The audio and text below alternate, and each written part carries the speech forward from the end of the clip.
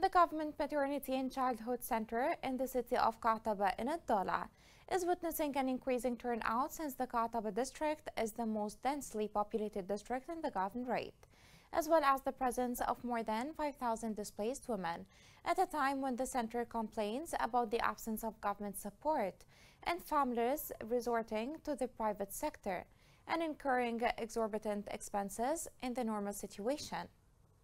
And they may reach nearly 500,000 riyals for surgeries. The following report has more details.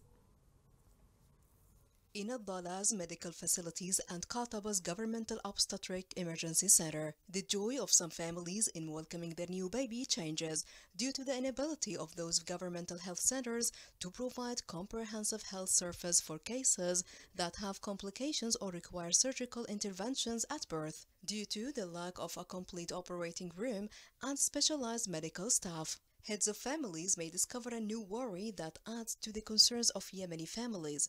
In addition to serving nearly 5,000 displaced families in Qattaba, the clinic offers primary health care and natural childbirth in one of Ad-Dala Governorate's most heavily populated areas. To save the lives of women and newborns, many families are obliged to turn to the private sector, where surgeries cost more than 500,000 riyals. In the hospital, we buy treatment at the most expensive prices, and there are no doctors.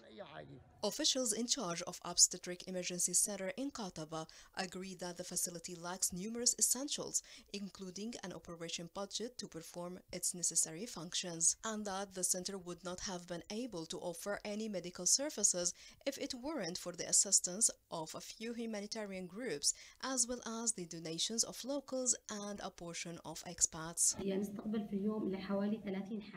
Al-Dala Hospital receives 30 cases per day, of which 10 to 15 are emergency cases. There is no anesthesia, sterilization and post-abortion liquidations, and the patient does not have the cost of transportation to another hospital.